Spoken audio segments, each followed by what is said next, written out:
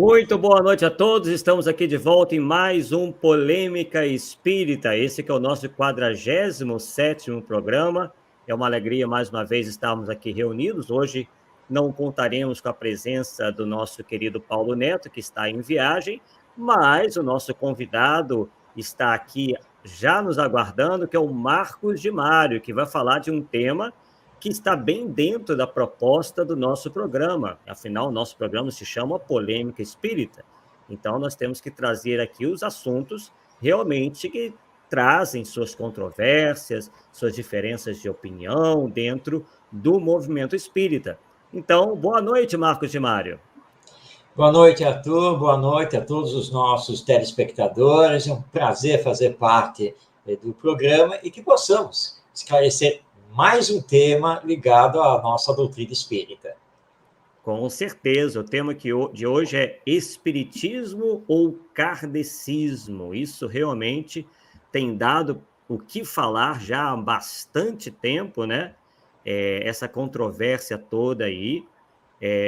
Tivemos a oportunidade de conhecer o Marcos e seus estudos, né? Ele que é um divulgador espírita que, embora seja do estado de São Paulo, já mora há muito tempo no Rio de Janeiro, né? 45 anos, né, Mário? Verdade, 45 anos. Passou mais carioca do que paulistano, né? Sim, já há bastante tempo por aqui, né? Eu que também falo aqui de Niterói. E antes dele começar, ele, além de um ativo divulgador espírita, ele tem cerca de 6 livros publicados, é isso, Mário? Fala um pouquinho para a gente dos seus livros, por favor. Atualmente estou com 37 livros publicados. Bastante. O mais recente é este aqui, que eu estou mostrando agora aqui na tela, lançado pela Casa Editora O Clarim, lá de Matão, O Ser e o Existir na Visão Espírita. Eu tenho tanto obras, 37 é o conjunto das obras espíritas e aquelas não espíritas ligadas à área da educação, que é a minha grande atuação. Então, atualmente, 37 livros. Sim, eu me equivoquei por causa dos 6, porque ele me mandou pelo WhatsApp uma divulgação, né, dos livros dele, e eu achava que estavam circunscritos ali, aqueles 6 ali. Muito legal, muito legal. E como é que as pessoas fazem aí para adquirir esses seus livros? Bom, todos os meus livros estão disponíveis normalmente nas livrarias, tanto físicas quanto virtuais, mas alguns livros eles estão com exclusividade, porque são e-books, né, são livros digitais, então eles estão com exclusividade na Amazon. Então, basta você acessar amazon.com.br e você tem acesso aos livros digitais, mas também os livros físicos lançados pelas diversas editoras. Que maravilha, bom demais. Então, Marcos, vamos, né? Eu vou passar a palavra para você. A gente vai aqui, né, conversando, você vai fazer a sua exposição, e ao final, né, ou mesmo dependendo aí das perguntas, do encaminhamento, a gente vai levando para você as perguntas dos nossos internautas. Então, com você a palavra. Muito obrigado, Arthur. Então, espiritismo ou kardecismo? E como você bem colocou agora no início, esse já é um tema antigo dentro do movimento espírita, sobre o qual nós temos, claro, um entendimento a nível cultural, porque nós sabemos que a cultura brasileira é uma cultura sincrética, né? Há todo um sincretismo aqui no Brasil, desde a colonização portuguesa, chegada de franceses, holandeses, a cultura indígena, depois a cultura dos negros trazidos da África através da escravidão, infelizmente, uma mancha social e histórica muito grande da nossa nação, e o catolicismo, que vigorou como religião oficial durante muito tempo, tanto na época do Brasil colônia, do Brasil império. Isso só foi acabar realmente com o Brasil república. Então, quando o espiritismo começa a adentrar ao Brasil, e isso ainda pegando o Segundo Império Brasileiro, com a figura do nosso Dom Pedro II, foi quando as obras de Kardec começaram a chegar, vindas da França, as primeiras traduções dos textos começaram a acontecer. Lá em Salvador, Bahia, lançaram, né, o Luiz Olímpio Teres de Menezes, lançou a revista O Eco de Além Túmulo, e aí começou a traduzir os textos de Kardec, e assim a coisa foi evoluindo. O espiritismo, ou melhor dizendo, os espíritas iniciantes, os primeiros adeptos, já encontraram toda uma cultura religiosa, tradições, crendices, uma série de coisas estabelecidas já aqui no nosso Brasil. Os nossos queridos irmãos que vieram da escravidão e que começaram, então, a se lançar no campo da Umbanda, do Candomblé, os terreiros que ficavam nos subúrbios das grandes cidades, como Salvador, o Rio de Janeiro, São Paulo e assim por diante. Mas eles eram mal vistos, porque se considerava que eles faziam feitiçaria, magias, essa coisa toda.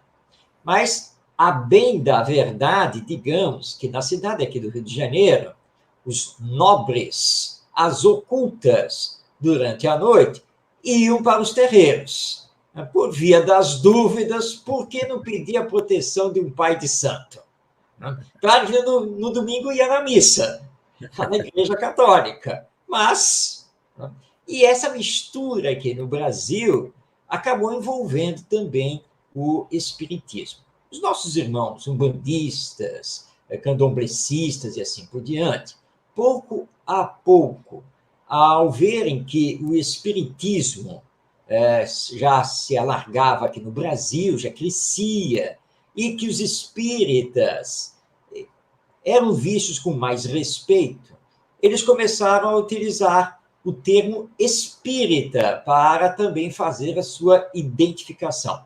É normal, por exemplo, aqui na cidade do Rio de Janeiro, você está andando pela cidade e ver ali, por exemplo, né, Templo Espírita Pai de Ogum. Aí você vai, é um centro espírita. Não, não é um centro espírita. É um templo umbandista, que nós respeitamos totalmente. Como encontramos na codificação, toda religião, toda crença que leva o ser humano ao bem, ela é importante, ela tem a sua importância. Então, começou por aí. Nós, espíritas, para podermos explicar o que era uma coisa e o que era outra, deixamos que, popularmente, o centro espírita, representante legítimo do espiritismo, começasse a receber alguns adjetivos. Então, para fazer essa diferença do templo de Umbanda, nós começamos a deixar que crescesse o centro espírita de Mesa Branca. Eu sou espírita. Aí a pessoa olha e para você explicar, de Mesa Branca, ou espírita kardecista, né, para dizer que você segue o conteúdo das obras assinadas por Allan Kardec. Mas esses dois adjetivos, eles estão equivocados. Aliás, vou contar aqui uma história muito interessante. Essa questão de centro espírita de Mesa Branca. Tá? Na verdade, as mesas não são brancas. É que nós acostumamos a ver a mesa com uma toalha branca sobre ela. Mas, certa vez, aqui mesmo do Rio de Janeiro, fui fazer a palestra como convidado numa casa espírita, e eles tinham reformado o salão, e para não usar mais toalha, porque toalha você tem que trocar, você tem que lavar, e aquela coisa toda, eles resolveram, então, colocar fórmica branca na mesa. Quem conhece fórmica sabe que ela é facílima de limpar, que não tem nenhum problema. E eu, quando olhei aquilo, eu não resisti e tive que brincar com a situação e disse, olha só, minha gente, eu já percorri boa parte do Brasil fazendo palestras no movimento espírita e eu não sabia que o Centro Espírita de Mesa Branca estava aqui no Rio de Janeiro, que eu não precisava ter viajado tanto para encontrá-lo. Mas, obviamente, que isso é só uma brincadeira, porque é uma mesa de madeira, como qualquer outra. E o grande problema que começou a surgir foi essa questão, então, de ser um centro espírita kardecista, e automaticamente eu ser espírita kardecista. Ou, como alguns têm agora falado, eu não sou mais espírita, eu sou kardecista, porque eu não sigo mais o espiritismo brasileiro. Arthur e queridos internautas, eu estou procurando esse tal de espiritismo brasileiro que eu não conheço. Eu conheço o movimento espírita brasileiro, mas eu não conheço uma doutrina com esse nome, espiritismo brasileiro. E muitos espíritas têm confundido uma coisa com a outra, ou seja, a doutrina com o seu movimento representativo feito por nós, os seres humanos, que somos espíritos atualmente reencarnados. É claro que o movimento espírita possui falhas, porque nós somos falhos. Nós ainda somos espíritos imperfeitos. O movimento espírita pode melhorar? Sem nenhuma dúvida. Mas já vem realizando boas coisas? Também não temos dúvida quanto a isso. De vez em quando, nós nos desiludimos, né, com algum dirigente espírita, com alguma instituição espírita. É fato. Isso acontece. Mas nada disso tem a ver com a doutrina. O espiritismo não se mistura com o movimento espírita feito pelos homens. Nós é que temos que estudar cada vez melhor o espiritismo para melhor compreendê-lo e melhor aplicá-lo na nossa vida. E aí, então, a discussão gira em torno dessa questão. E aí? Kardecismo ou espiritismo?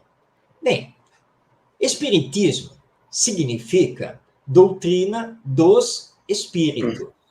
Kardecismo significa doutrina de Kardec. Bem, Allan Kardec, o codificador da doutrina espírita, lançou uma doutrina própria. Ele é o chefe do espiritismo. Ele é o criador do espiritismo. Então, vamos trazer a todos, a partir de agora, a nossa pesquisa feita nas próprias obras assinadas por Allan Kardec. E vamos iniciar com o Livro dos Espíritos. Não sei se você, Arthur, e demais que estão aqui nos assistindo, já pararam para pensar no título dessa obra. O Livro dos Espíritos. Esse título é muito significativo. Kardec, no título, já está dizendo que a obra foi feita pelos espíritos. Mas vamos passar a palavra, então, a Allan Kardec, começando pela primeira página do livro, que é aquela página que abre todo e qualquer livro, tecnicamente é chamada de frontispício ou página de rosto, que a maioria pula, né? Porque a maioria já vai lá para o conteúdo e esquece que essa página é importante porque traz as informações básicas sobre a obra. E Allan Kardec publicou nessa página inicial o seguinte, vou ler o que está escrito lá. O Livro dos Espíritos, contendo os princípios da doutrina espírita sobre a imortalidade da alma, a natureza dos espíritos e suas relações com os homens, as leis morais, a vida futura e o porvir da humanidade, segundo o ensinamento dos espíritos superiores, através de diversos médiuns, recebidos e ordenados por Allan Kardec. Então, olha só, na página de rosto, a página que abre o Livro dos Espíritos, já está a informação.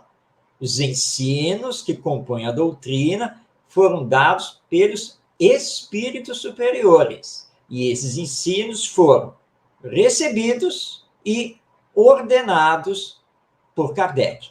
E é ele mesmo que escreveu isso, o próprio Kardec. Mas será mesmo? Vamos ao conteúdo, então, da obra. Vamos a uma parte que também muita gente pula, que é a introdução. Muita gente acha que a introdução de livro é muito chata, né? Você já quer logo ler o conteúdo, não quer saber de nada quem está fazendo a apresentação da obra. Mas a introdução é escrita pelo próprio Kardec. E ela é muito importante, porque ele estabelece uma série de parâmetros para entendermos o Espiritismo. Então, logo no item 1 dessa introdução, diz então aqui Kardec: para as coisas novas, necessitamos de palavras novas, pois assim o exige a clareza de linguagem para evitarmos a confusão inerente aos múltiplos sentidos dos próprios vocábulos. As palavras espiritual, espiritualista, espiritualismo têm uma significação bem definida. Dar-lhes outra para aplicá-las à doutrina dos espíritos. Opa, temos que parar aqui. Como é que é? Aplicar ao quê? A doutrina dos espíritos. Olha só, ele não usou nem a palavra espiritismo, nem as palavras doutrina espírita. Aqui ele afirma que é doutrina dos espíritos. Daí, então, vai surgir espiritismo, doutrina espírita ou espiritista. Mas tem mais nessa introdução. Vamos ao seu item 17. Então, item 17 da introdução de O Livro dos Espíritos. Palavras de Allan Kardec. A verdadeira doutrina espírita está no ensinamento dado pelos espíritos, etc. Nem vou ler o resto. Então, a verdadeira doutrina espírita está no ensinamento dado pelos espíritos, os desencarnados. Como Allan Kardec diz que essa é a verdadeira doutrina espírita, então existe uma falsa doutrina espírita. Mas que falsa doutrina espírita é essa? São as formulações, os enxertos, que de vez em quando nós formulamos. Mas alguém já vai dizer: mas Marcos, eu, você, todos nós, somos também espíritos. Mas é claro, sem nenhuma dúvida, eu sei que vim do mundo espiritual pelo nascimento e sei que vou retornar a ele pela morte. Todos nós somos almas ou espíritos. Mas Kardec aqui está se referindo explicitamente aos desencarnados, não a nós que estamos aqui encarnados e que podemos perfeitamente nos equivocar. Então, o espiritismo, ele está nos ensinos dos espíritos. Nós não saímos da introdução do Livro dos Espíritos por enquanto. E já vimos que Kardec, por 3 vezes, afirma que o Espiritismo é uma doutrina que tem a sua origem nos ensinos dos espíritos e dos espíritos superiores. Ele fez questão de fazer isso. Para encerrar aqui o Livro dos Espíritos, vamos agora à sua conclusão.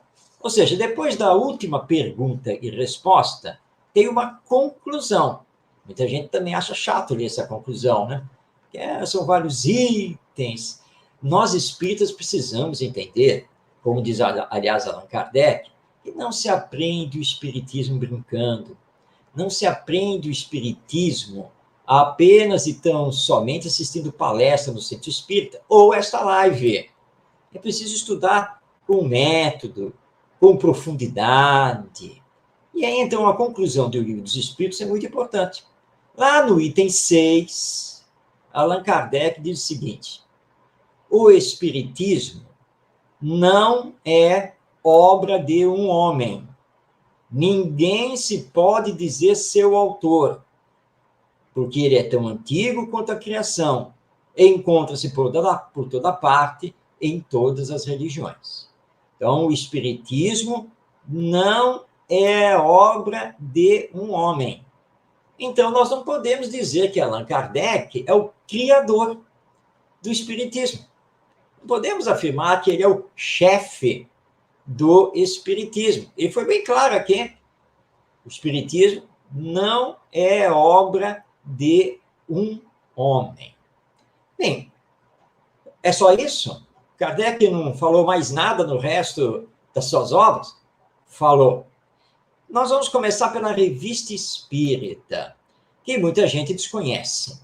E a Revista Espírita é importantíssima, porque ela foi, durante 12 anos, o laboratório experimental da própria doutrina, porque Allan Kardec lançava os textos, as mensagens dos espíritos, mensalmente na Revista Espírita, que circulava por toda a Europa e também aqui pela América. E ali ele recebia as correspondências, todo mundo conversava com ele ia trocando as ideias e conseguindo elaborar melhor a própria doutrina junto com os espíritos. Pois bem, vamos pegar o volume de novembro de 1864 da Revista Espírita. Allan Kardec, nesse ano, ele havia feito uma viagem de divulgação do espiritismo à Bélgica. Para quem não sabe, a Bélgica faz fronteira com a França. E ele visitou as cidades de Bruxelas e Antuérpia, que já possuíam grupos espíritas. E aí, ele, então, publica na Revista Espírita, de novembro, então, de 64, um texto com o título O Espiritismo é uma ciência positiva, que, na verdade, é a transcrição do discurso que ele fez para os espíritas da Bélgica. O início do discurso é o seguinte: ele está explicando o que é o espiritismo e diz assim: tal é, em resumo, senhores, o ponto de vista sob o qual se deve encarar o espiritismo. Nesta circunstância, qual foi o meu papel? Nem o de inventor, nem o de criador. Vi, observei, estudei os fatos com cuidado e perseverança, coordenei-os e lhes deduzi as consequências. Eis toda a parte que me cabe. São palavras do próprio Allan Kardec. Ele escreveu o discurso, ele fez o discurso e publicou na Revista Espírita, afirmando que o papel dele foi de ver as comunicações, observá-las, ordená-las, estudar as suas consequências. Mas os ensinos foram dados pelos espíritos. Ele não inventou nada. E, aliás, ele é bem claro aqui quando ele diz que o papel dele não foi nem o de inventor, nem o de criador. Então, ele não inventou e nem criou o espiritismo. Mas tem mais. Revista Espírita de setembro de 1867. É o texto Caráter da Revelação Espírita, que depois, com algumas modificações, vai ser publicado no livro A Gênese, no ano seguinte. Bem, é um artigo extenso e ele faz as seguintes considerações. Ele diz que a terceira revelação, que é o Espiritismo, tem por característica ser uma revelação coletiva, ao contrário da segunda revelação, que é personificada em Jesus, e a primeira revelação personificada em Moisés. E aí ele, então, diz o seguinte: a terceira revelação, o Espiritismo, ela é coletiva no sentido de não ser feita ou dada como privilégio a pessoa alguma. Ninguém, por consequência, pode inculcar-se como seu profeta exclusivo. Aliás, eu já ouvi gente falando que Kardec é o profeta do Espiritismo. E ele acabou com isso aqui nesse artigo. Mas, para não deixar dúvida, ele fez uma nota. Essa nota ele não publicou no livro A Gênese. A nota está publicada apenas e tão somente na Revista Espírita.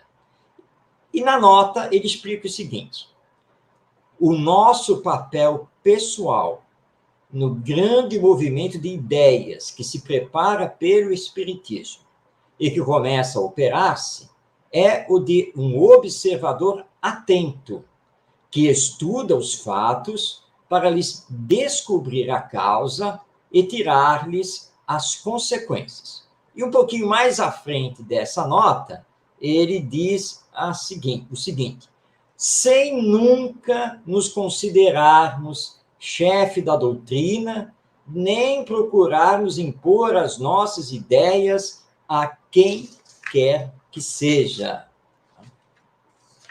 Bem, fica bem claro nos próprios textos de Allan Kardec que ele não inventou a doutrina, ele não criou, ele não pensou a doutrina, nada disso. Ele trabalhou com os espíritos que se comunicaram através de dezenas de médiuns. Ele, então, coletou os ensinos dos espíritos, organizou esses ensinos, debateu com os próprios espíritos para os maiores esclarecimentos, deu, então, um corpo de doutrina a esses ensinos e publicou as obras lançando o Espiritismo. Esse trabalho de Allan Kardec é um trabalho hercúleo, gigantesco. Ele merece todas as nossas homenagens. Mas ele foi muito claro. Eu não criei o Espiritismo. Eu fiz o trabalho material, coletando o ensino dos espíritos. A doutrina é deles.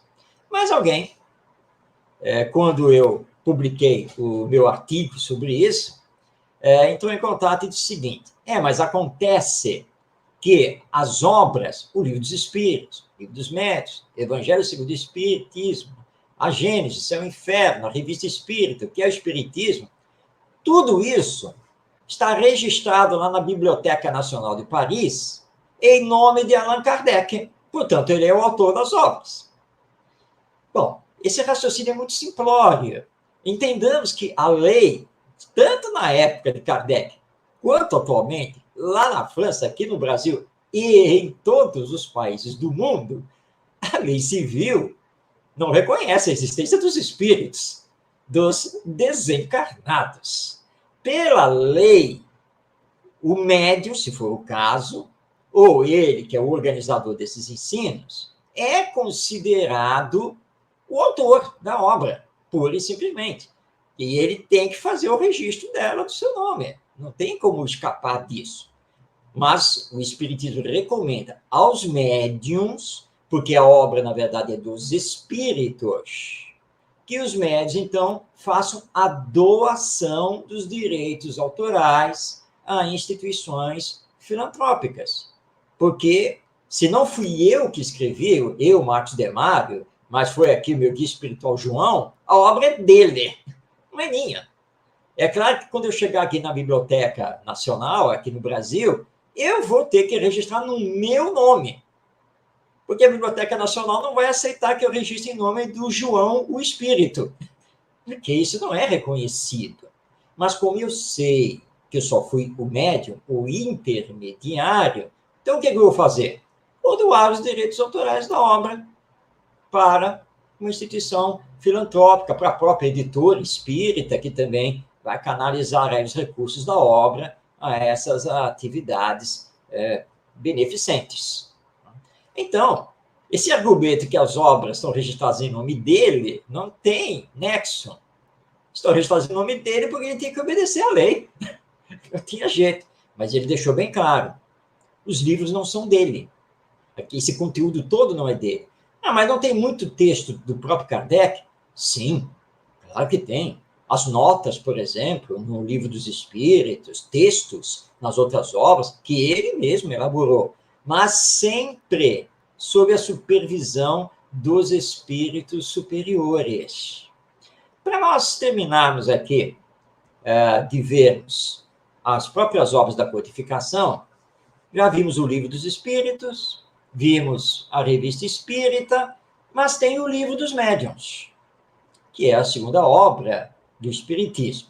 Na introdução, e eu recomendo veementemente que todo mundo leia a introdução, aliás, prestem atenção logo no primeiro parágrafo, que não tem nada a ver com o nosso tema, pelo menos não diretamente, mas que é muito importante, quando Kardec diz aqui: diariamente, a experiência confirma a nossa opinião de que as dificuldades e desilusões encontradas na prática espírita decorrem da ignorância dos princípios doutrinários. Kardec escreveu isso em 1861, 4 anos após o lançamento do Livro dos Espíritos, e ele já estava sofrendo na pele a falta de estudo dos adeptos do Espiritismo. Pois bem, o Livro dos Médiuns teve a primeira edição, que foi revisada, e aí saiu a segunda edição, que é considerada a definitiva. Então, na introdução da segunda edição, diz Allan Kardec, esta segunda edição foi bem melhorada, apresentando-se mais completa do que a primeira. Foi corrigida com especial cuidado pelos espíritos, que lhe acrescentaram grande número de observações e instruções do mais alto interesse. Como eles reviram tudo, aprovando ou modificando à vontade, podemos dizer que ela é, em grande parte, obra deles, mesmo porque não se limitaram a intervir em algumas comunicações assinadas. Só indicamos os nomes quando isso nos pareceu necessário para caracterizar algumas exposições mais extensas, como feitas textualmente por eles. De outra maneira, teríamos de mencioná-los quase em cada página. Olha só, Kardec, então, dizendo que a revisão do Livro dos Médiuns foi feita totalmente pelos espíritos.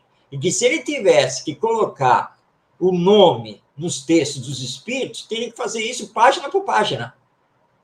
Porque os textos não são exatamente dele, Allan Kardec, apenas em parte. E todo o resto pertence aos espíritos. Eles é que revisaram e refizeram o Livro dos Médiuns para a segunda edição. E, finalmente, vamos, então, ao Evangelho segundo o Espiritismo. De novo, eu vou para a introdução. Eu estou sendo chato, né? É que eu gosto de ler tudo mesmo dos livros e sempre considerei que as introduções são muito importantes. E a introdução do Evangelho segundo o Espiritismo é muito importante. Item 2. Autoridade da doutrina espírita. Controle universal do ensino dos espíritos. Kardec inicia esse item dizendo o seguinte: se a doutrina espírita fosse uma concepção puramente humana, não teria como garantia senão as luzes daquele que a tivesse concebido. Ora, ninguém neste mundo poderia ter a pretensão de possuir sozinho a verdade absoluta. Se os espíritos que a revelaram se houvesse manifestado a apenas um homem, nada lhe garantiria a origem, pois seria necessário crer sob palavra no que dissesse haver recebido os seus ensinos. Ou seja, mais uma vez Allan Kardec dizendo que a revelação que dá origem ao espiritismo foi feita pelos espíritos. Bem, trabalhamos o próprio Allan Kardec. E, novamente, não estamos aqui para diminuir a importância do nosso codificador. Trabalho dele, poucos, muito poucos conseguiriam realmente realizar em tão curto espaço de tempo e sem a tecnologia que temos hoje, que facilita muito isso. E na época ele não tinha nada disso. Então, nós louvamos Kardec, sem nenhuma dúvida, né, de todo o coração, de toda a alma. Mas chegamos à conclusão que não existe uma doutrina dele. Portanto, usar o termo kardecismo e nos chamarmos de kardecistas é falar de algo que não existe. Kardecismo não existe. E se o kardecismo não existe, eu não posso ser kardecista. Eu sou espírita e sigo o espiritismo, que é uma doutrina científica, filosófica, religiosa, que está contida nas obras que levaram à assinatura de Allan Kardec, que trabalhou, então, os ensinos dos espíritos superiores. Nós temos que esclarecer isso e não permitir que na cultura brasileira fique se espalhando. Espiritismo de mesa branca, espiritismo kardecista, espiritismo de umbanda. Inventaram uma série de espiritismo que não existe. O espiritismo é único, é uma única doutrina, nada mais do que isso. E nós não estamos aqui para ficar fazendo interpretações. Mas agora nós temos aí o movimento dos espíritas à esquerda, daqui a pouco vai surgir os espíritas à direita, eu não vi surgir ainda, mas daqui a pouco surge, espíritas de centro, e sei lá mais o quê. Nada disso existe. É que nós temos a tendência de querer acomodar a doutrina a nós mesmos, aos nossos interesses. Para encerrar as colocações, e podemos abrir aqui o nosso bate-papo, eu lembro uma certa vez no Centro Espírita, e eu fui convidado para coordenar o estudo de um livro dos médiuns nessa casa, e lá estava eu. E peguei lá uma parte, lá citando Kardec, aí o presidente da casa pediu a palavra. E ele diz assim: Marcos, você acaba de citar Allan Kardec, aí no livro dos médiuns. Não, sem nenhuma dúvida. É Kardec, nós não temos aqui que questionar. Entretanto, é o primeiro da vírgula, né? Nós inventamos a danada da vírgula. Entretanto, entre ficar com a palavra de Kardec e a palavra do mentor espiritual da casa, você há de convir que eu tenho que ficar com a palavra do mentor da casa. E eu, na mesma hora, respondi: tudo bem, sem problema. O meu irmão fica, então, com a palavra do mentor da casa, mas eu fico com a palavra de Kardec e, tchau, pode ficar, mas eu já estou me retirando aqui da casa. Não existe isso. Mas foi o mentor espiritual que falou. Ué, mas esse mentor espiritual é um espírito superior? Cadê a fundamentação doutrinária nisso que ele falou? E Kardec é muito claro. Temos que questionar tudo, passar as mensagens pelos crivos da lógica, da razão, do bom senso, da universalidade do ensino dos espíritos. E aí sim, nós vamos compreender com perfeição o espiritismo e poder praticá-lo como verdadeiros espíritas. Mas agora eu abro a palavra a todos. Vamos conversar, os internautas estão aí digitando aí. Vamos abrir, então. Bem, estão me ouvindo bem? Perfeito. Estou meio assim porque o meu áudio anda com uns probleminhas aí, eu fico até receoso. Bem, excelente. Até vou, antes de vir para alguns comentários e perguntas, possivelmente você conhece essa passagem, né, do livro que é o Espiritismo, onde Kardec fala o seguinte, olha: há entre o Espiritismo e outros sistemas filosóficos esta diferença capital, que estes são todos obras de homens, mais ou menos esclarecidos, ao passo que, naquele que me atribuís, eu não tenho o mérito da invenção de um só princípio. Disse a filosofia de Platão, de Descartes, de Leibniz, e agora prestem atenção, nunca se poderá dizer a doutrina de Allan Kardec. E isto, felizmente, pois que valor pode ter um nome em assunto de tamanha gravidade. O Espiritismo tem auxiliares de maior preponderância, ao lado dos quais somos simples átomos. Então, está lá no que é o Espiritismo, no capítulo 1. Bem claro, né? Claríssimas claro. Essas palavras de Allan Kardec. Tudo isso que nós trouxemos, você trouxe agora o que é o Espiritismo, mostra uma coisa que é muito séria, que nós espíritas, não todos, obviamente, claro, mas em boa parte desconhecemos o Espiritismo. Nós temos um estudo muito superficial sobre a nossa doutrina, a sua grandiosidade e profundidade em relação à própria vida humana e à eternidade. E nós precisamos urgentemente estudar. Não basta você assistir a palestra, receber o passe, Não basta fazer isso. Tem que fazer parte dos grupos de estudo, sejam presenciais no Centro Espírita, ou hoje aqui através da internet. E em casa, criar o hábito, isso aqui é uma questão de educação, criar o hábito da leitura, da meditação. Eu tenho esse hábito, formado já há muito, muito tempo, em que eu reservo 1 hora por dia. Isso é sagrado. Fora os outros momentos, né, de fazer uma pesquisa daqui, uma leitura dali, mas 1 hora por dia para ler em sequência, metodicamente, as obras, e com a caneta na mão, marcando texto, fazendo anotações, voltando. E quantas vezes eu já me surpreendi de ter lido e relido o Livro dos Espíritos, estou lá, eu lendo novamente, olho ali para aquela questão, começo a meditar sobre ela e me pergunto, por que eu nunca marquei essa questão, hein? É muito importante. Então, estudar o Espiritismo para realmente conhecer a doutrina, agora, também se transformar, né?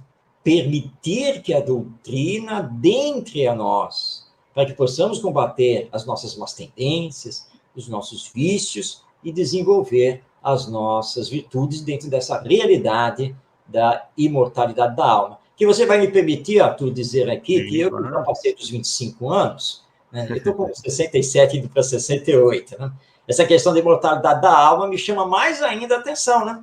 Porque eu não sei quando que Deus vai me chamar de volta à pátria espiritual. Então, eu creio ou não creio, porque não existe um meio termo. Mas, graças a Deus, até o momento estou muito tranquilo com essa questão da morte, porque, afinal de contas, eu sou espírita e, portanto, eu sou uma alma imortal. Perfeito.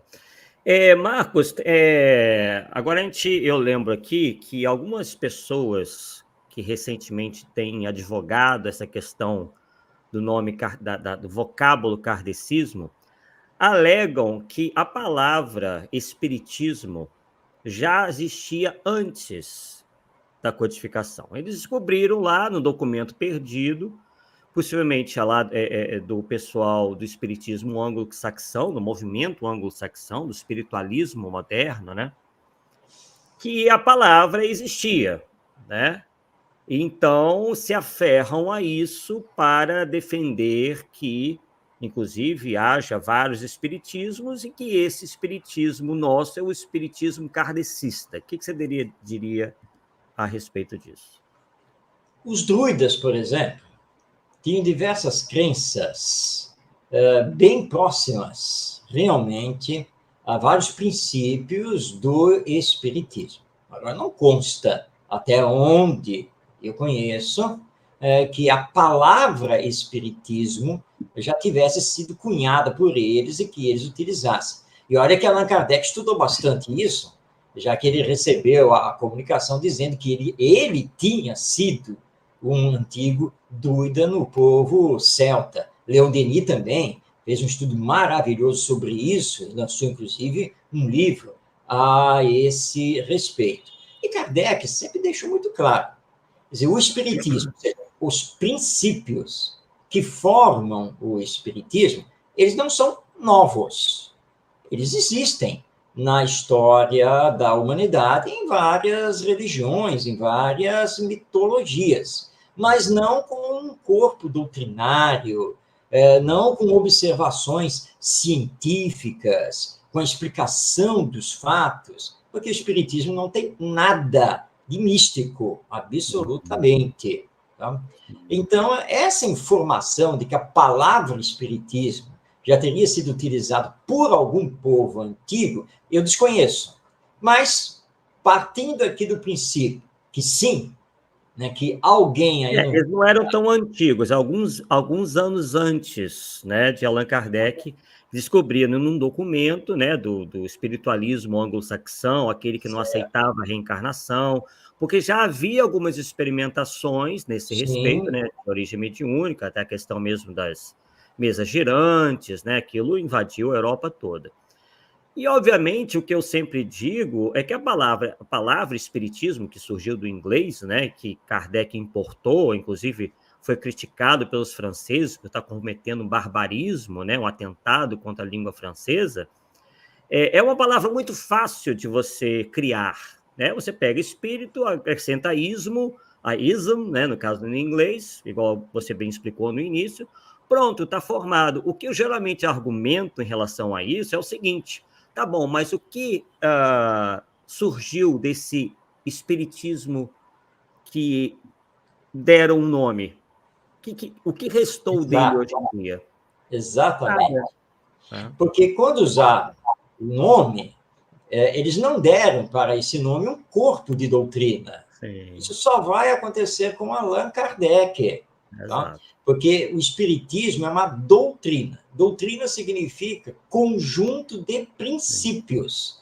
Princípios filosóficos, princípios científicos e princípios religiosos. O espiritismo é a única doutrina de tríplice aspecto. É a única doutrina que, ao mesmo tempo, é criacionista, porque acredita na existência de Deus como Pai e Criador, mas é também evolucionista, porque defende a lei de evolução. Então, a palavra pode ter surgido antes dele, mas ela não era utilizada e nem significava uma doutrina, o que só vai acontecer a partir do lançamento do Livro dos Espíritos, em 18 de abril de 1857. Então, não existe mais de um espiritismo. Só existe este espiritismo. Não existe um espiritismo anglo-saxão, um espiritismo francês, um espiritismo brasileiro, um espiritismo japonês. Não existe. Obviamente que o movimento espírita, ele sofre a influência da cultura de cada povo. Isso aí acontece mesmo. O movimento espírita brasileiro, os centros espíritas aqui no Brasil, eles têm características diferentes dos grupos espíritas europeus. Porque a cultura lá é diferente, a maneira de fazer as coisas. Por exemplo, uma vez na reunião do Conselho Espírita Internacional, os representantes dos países europeus estavam pedindo uma adaptação de algumas obras brasileiras sobre o centro espírita, que disseram, olha só, que nesta questão aqui da assistência e promoção social espírita, do jeito que vocês fazem no Brasil, não tem nada a ver conosco lá na Europa, não, porque nós não temos esses quadros de miserabilidade, disso. Pelo contrário, os nossos governos trabalham muito bem na ação social, é uma série de coisas. Quer dizer, para nós, a caridade tem outro significado, quer dizer, tem um outro tipo de prática, que não é essa que vocês têm aqui no Brasil. Então, só traduzir aí o livreto sobre assistência social para nós, não adianta. Está completamente fora da nossa realidade. A nossa cultura é outra, ela é diferente. Mas isso é em relação ao movimento espírita, não é em relação à doutrina, que isso fique bem claro. Sem dúvida. E outra coisa que me tem, de certa forma, incomodado são alguns indivíduos de formação aí na sociologia, nas ciências sociais, que têm se empregado muito o termo espiritismos. E aí eles caíram nessa coisa aí que você explicou, nesse fenômeno que lá do início do século XX, né, onde houve essa confusão de espiritismo e umbanda, a perseguição, né, que houve e tudo mais, e aí, né, ficam reproduzindo isso daí, que há vários espiritismos, e aí colocam, né, as religiões afro-brasileiras nesse balaio todo, né? Então, realmente, e pessoas que não conhecem a história do espiritismo, porque se conhecessem, não estariam empregando esse termo, né, de uma maneira tão errônea, não é isso, Marcos? É verdade, Arthur. Eu lembro aqui a minha época, quando eu fiz o hoje ensino médio, né? Na época era o colegial, e na época eu fiz um curso técnico de administração, e tinha turma também do curso técnico de turismo. Aí tinha dado um intervalo, nós, no geral, formávamos uma mesma turma, mas nos separávamos nas matérias específicas. E aí eu entrei na sala onde tinha tido a aula lá sobre turismo, né? E o professor tinha deixado o quadro todo escrito, ele não tinha apagado. Aí eu olhei o quadro, comecei a olhar e vi que ele tinha dado uma aula sobre as religiões, os cultos aqui no Brasil, essa coisa toda. E aconteceu exatamente isso. Bati os olhos e quando ele puxou lá a chave para falar, né, da cultura africana, não sei o que e tal, aí ele puxou a chave lá, então, Umbanda, Candomblé, não sei o que, e lá, Espiritismo. Aí eu olhei aquilo, virei aqui para os meus colegas, que estavam ali, né, que era da turma de turismo, ele falou, olha, desculpe, mas o professor de vocês cometeu um erro. Aí, como assim, Marcos?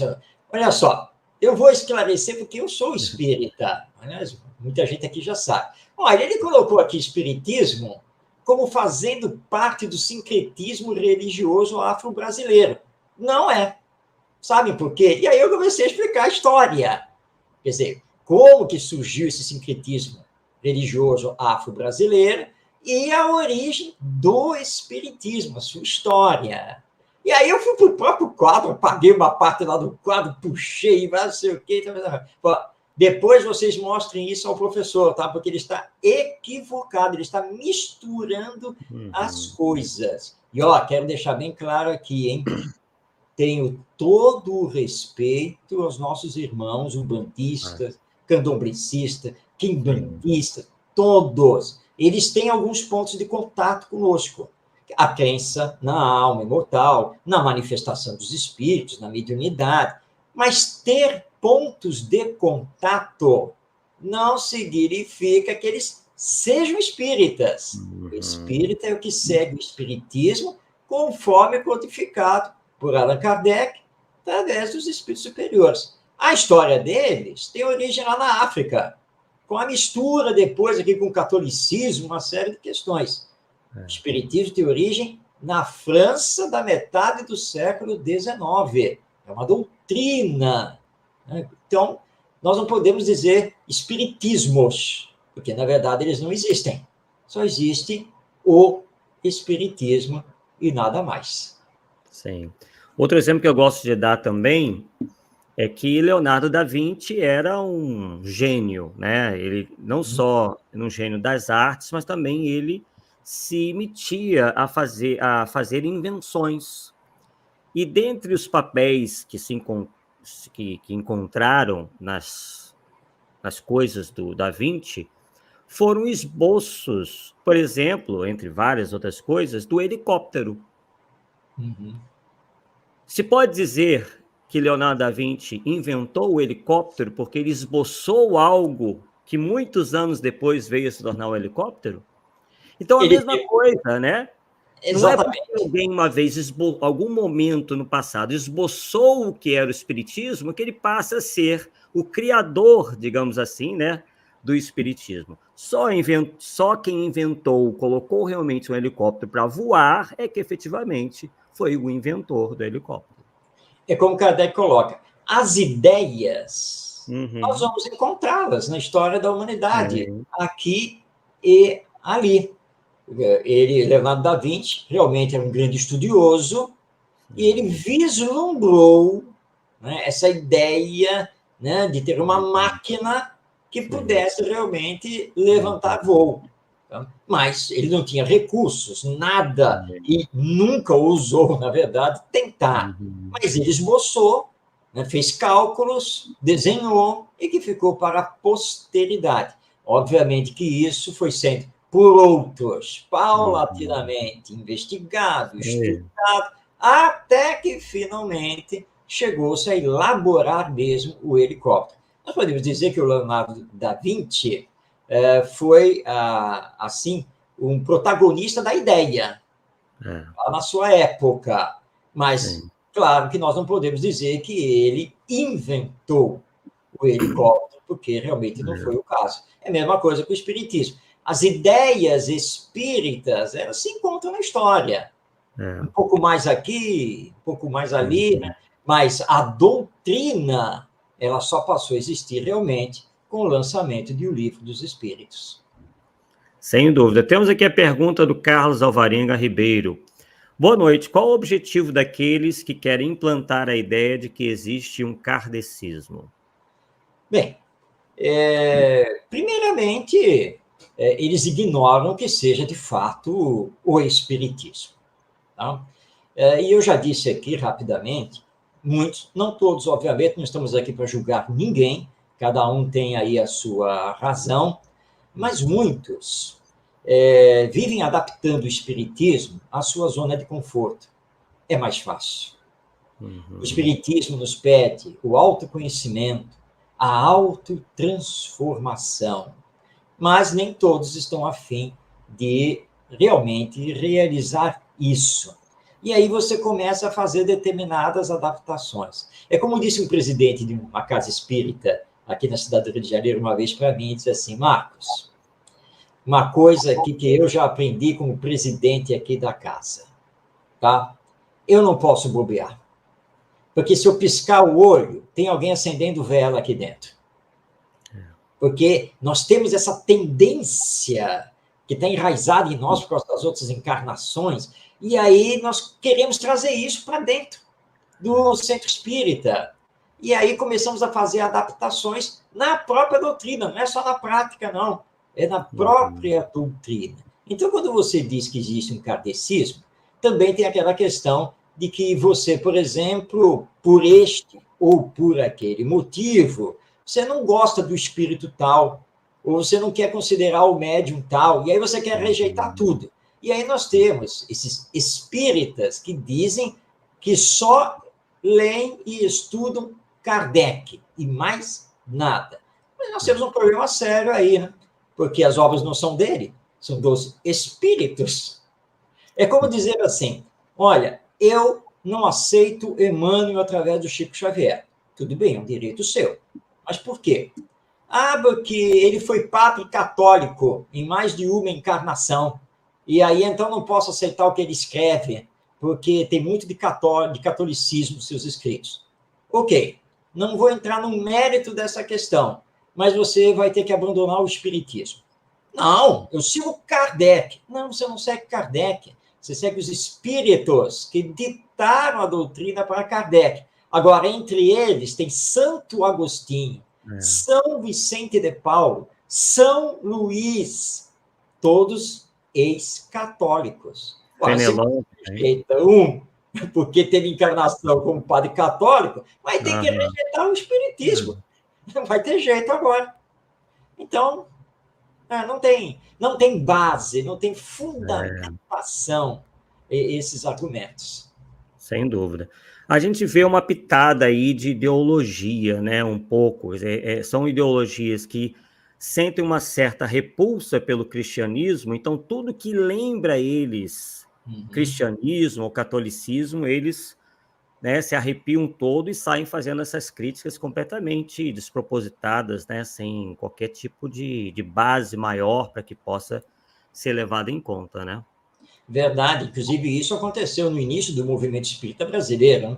Quando os espíritas começaram a se dividir entre espíritas científicos e espíritas religiosos. Mas o espiritismo tem por base os ensinos morais de Jesus, e nós temos que reconhecer isso. Né? Essa é uma verdade que nós não podemos fugir.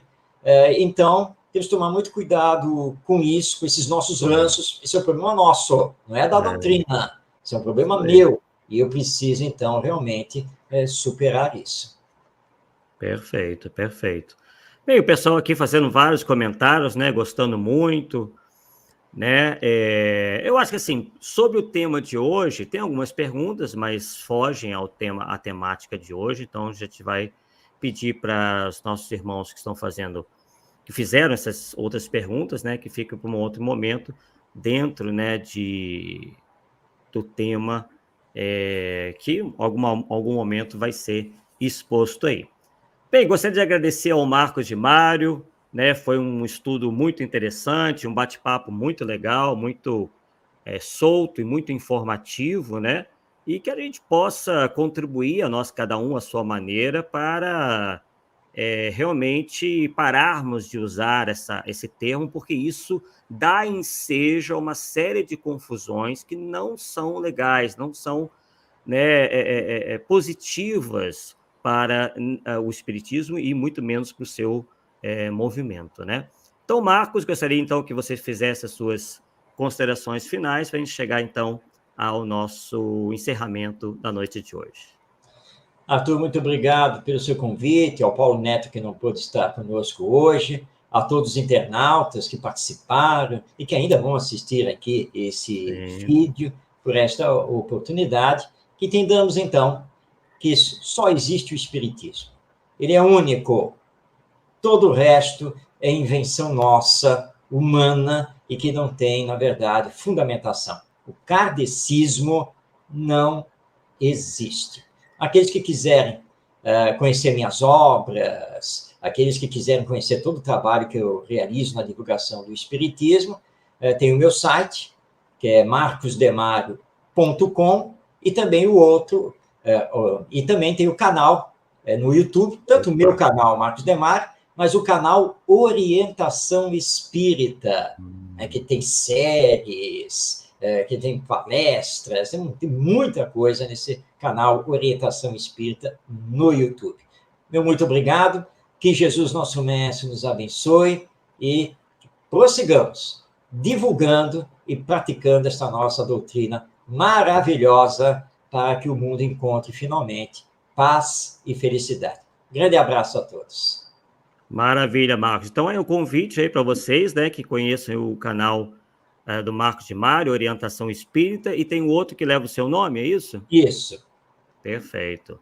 Aí, pessoal, quem, né, quiser conhecer ainda mais os estudos, as exposições, as reflexões do Marcos Demário, então tem oportunidade aqui no YouTube e também os livros dele, como ele já anunciou no início do nosso estudo de hoje.